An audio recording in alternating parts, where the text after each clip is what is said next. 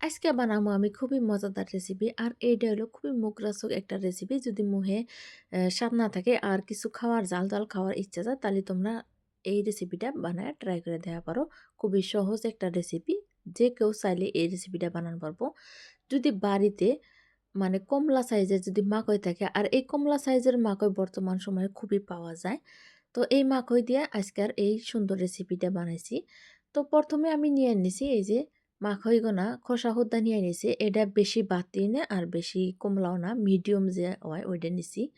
তো অবাতি সাইজেরটা হইলে ভালো হয়। তো যাই হোক, আমার হাতের কাছে এটা আসলে এটা নিয়ে নিছি। তো আমি মাখইগোনা ছিলে নিলাম। ২ টা নিছি, মানে আমার পরিমাণ অনুযায়ী আমি বানামো। যে পরিমাণে আমি খামো ঠিক ওই পরিমাণ অনুযায়ী বানামো। তো ২ টা আমি ভালো করে ছিলে নিছি। এখন আমার পছন্দ মতো আমি পিস, পিস করে নিতেছি। তো এটা খুবই শক্ত হয়ে গেছে গা। চাকুর সাহায্যে এটা কাটতাইছে না। তো আমি বড়ি দিয়ে ট্রাই করবো কাটা যায় কিনা। তো আমি আমার পছন্দর মতো পিস করে নিয়ে নিছি। এই যে দেখো হয় না অনেক ঘন হয়ে গেছে গা। ২ টাতে অনেক ঘন হয়ে যায়। তোমরা যদি চাও এর থেকে বড় করা পারো বা অন্য করেও নেওয়া পারো, লম্বা, লম্বা করে নেওয়া পারো। তো আমি পাতলা করে নিছি যাতে খুবই দেখতে ভালো দেখা যায় তার জন্যে। তো অনেক ঘন হয়ে গেছে গা। আমি একটা বাসনের মধ্যে নিয়ে ভালো করে ধুয়ে পরিষ্কার করে নিছি। মাকড় দিন থাকতে সময় থাকতে তোমরা একদিনে ওলি বানায় খায়া দেহ, খুবই ভালো লাগবো। আর খায়া আমাকে কমেন্ট করে জানাও।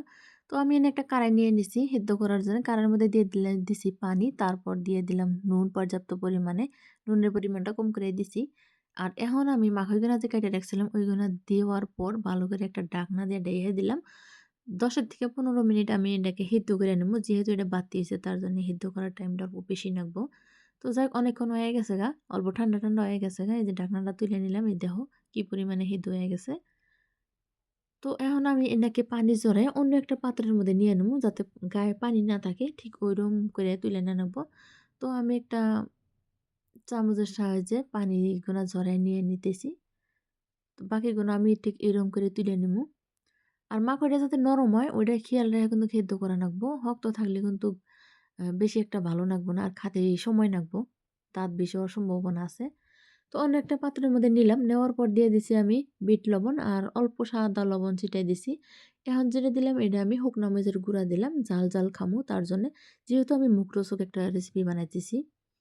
তারপর দিয়ে দিছি আমি ধইনার পাতা কুচি করে নিয়েছিলাম। আর এখন যেটা হলো এটা হলো চাট মসলা। তো চাট মসলার পরিমাণটা আমি অল্প বেশি করে দিতেছি যাতে টেঙা, টেঙা ভাব হয়। তারপর দিয়ে দিলাম আমি আধা ফালা লেবুর রস। তো লেবুর রসটা কমন, এটা কিন্তু দেওয়ার চেষ্টা করবা। যদি না থাকে তাও যেন থেকে হোক এনে দিবা, ভালো লাগবো খাতে। তো এখন আমি খুবই সুন্দর করে এই যে মাখা নিতেছি। আর এবার করে মাখা রাখবো যাতে প্রত্যেকটা মাখের গতরে ফাঁসায় ফাঁসায় জানি মশলাটা ঢুকে যায়।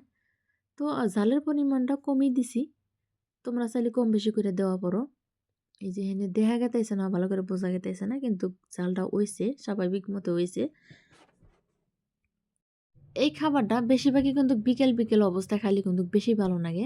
তো যাক, আমি যাকে, যাকে বানায় খিলাইছি তারা কিন্তু প্রশংসাই করছে। ছোট থেকে বড় সবাই খাইছে। তো এক পালা, এক পালা করে আমি সবাইকে দিয়া খাইছি।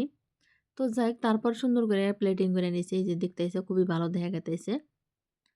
তো আমি অল্প আন্ধার, আন্ধারের মধ্যে ক্যামেরাটা করছি তার জন্য স্পষ্ট বোঝা যায় না। তো বন্ধুরা, আমার এই রেসিপিটা কিরকম লাগছে তোমরা কমেন্ট করে জানাও। যদি ভালো লাগে লাইক, শেয়ার, কমেন্ট করে দিও। আর যদি ইউটিউবে থেকে আমার ভিডিওটা দেখো তাহলে একটা সাবস্ক্রাইব করে দিও। ফেসবুকে থেকে দেখো তাহলে একটা ফলো করে দিও।